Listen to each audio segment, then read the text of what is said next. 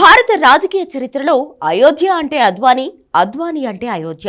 అయోధ్య అంశానికి దేశవ్యాప్తంగా అంతర్జాతీయంగా పేరు తెచ్చిన నాయకుడు భారత మాజీ ఉప ప్రధాని లాల్ కృష్ణ అద్వానీ. ఈ రోజు అయోధ్యలో రామాలయం వెలిసింది అంటే ఆ కృషంతా 96 ఏళ్ల అద్వానీదే.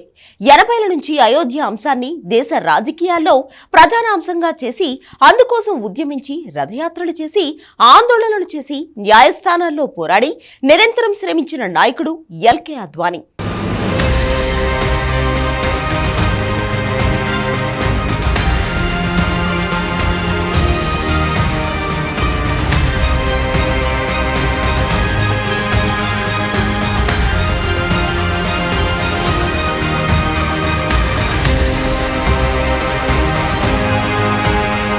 జనవరి 22న చారిత్రాత్మక అయోధ్య రామాలయంలో బాలరాముని ప్రాణప్రతిష్ఠకు దురదృష్టవశాత్తు అద్వానీ హాజరు కాలేకపోయారు. రాముడి తర్వాత అయోధ్యలో అంత పేరున్న అద్వానీ రాముడి ప్రాణప్రతిష్ఠకు రాలేకపోవడం, ఆ సమయంలో అక్కడ లేకపోవడం అందరినీ బాధించింది.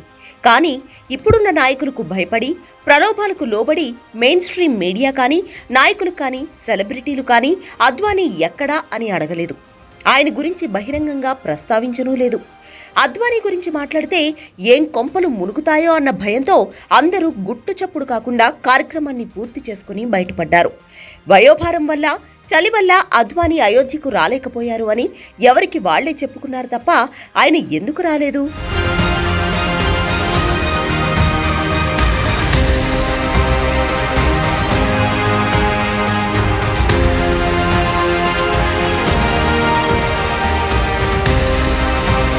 ఎవరు రానియలేదు అన్నది అందరికీ తెలుసు.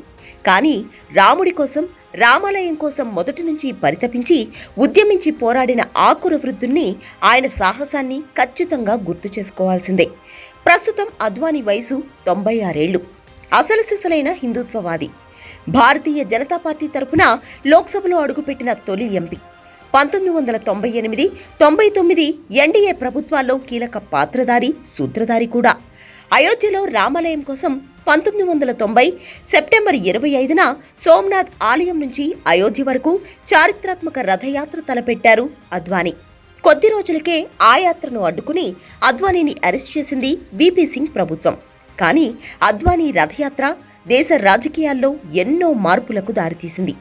జనంలో అయోధ్య రాముడిపై అపారమైన ప్రేమను పెంచింది. ఆ తర్వాత జరిగిన మత కల్లోలాల్లో వందల మంది చనిపోయారు.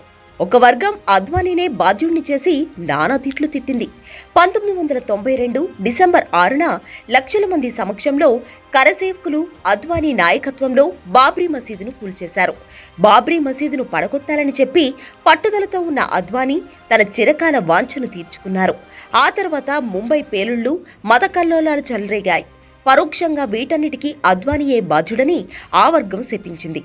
ఆయన అన్నీ భరించాడు. మరోవైపు కోర్టులో అయోధ్య కోసం పోరాటం చేస్తూనే ఉన్నాడు. 2004 ఎన్నికల్లో బీజేపీ ఓడిపోయింది. అయినా కూడా అయోధ్య కోసం అద్వానీ పోరు సలుపుతూనే ఉన్నాడు.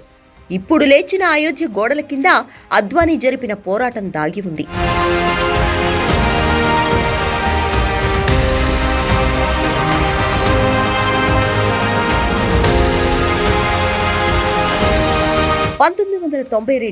ఆయన తెగించి కరసేవకులను స్వయంగా దగ్గరుండి నడిపించి బాబ్రీ మసీదు కూలగొట్టి ఉండకపోతే ఈరోజు అయోధ్య ఆలయమే లేదు.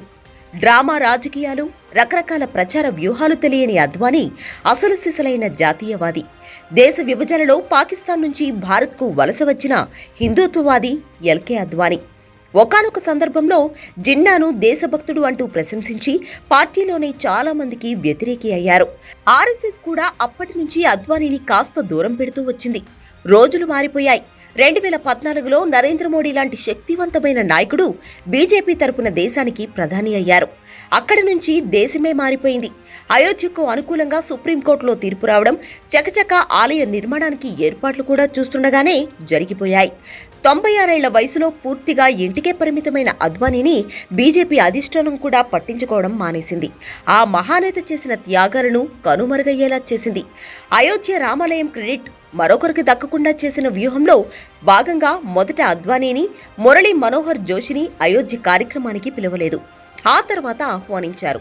వయోభారంతో ఉన్న తాను చలికి తట్టుకోలేనని, అయోధ్యకు రాలేనని అద్వానీ చెప్పినట్లు సమాచారం బయటకు వచ్చింది.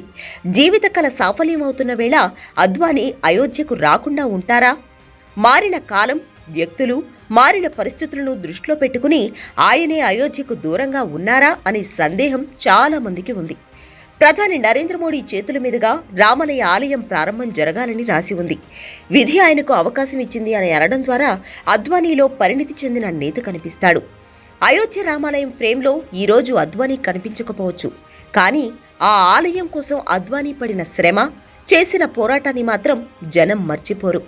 రాజకీయాలు అలాంటి గొప్ప నేతకు అయోధ్య క్రెడిట్ దక్కకుండా చేయవచ్చేమో, కానీ జన హృదయంలో మాత్రం అయోధ్య అంటే అద్వానీ, అద్వానీ అంటే అయోధ్య అనేది మాత్రం చెరగని ముద్రగా ఉంది. అయోధ్య రామాలయం రూపుదిద్దుకోవడానికి కారకుడైన అద్వానీ పేరు రామాలయం గోడలపై లేకపోవచ్చు, కానీ జనంలో మాత్రం ఎప్పటికీ ఉంటుంది.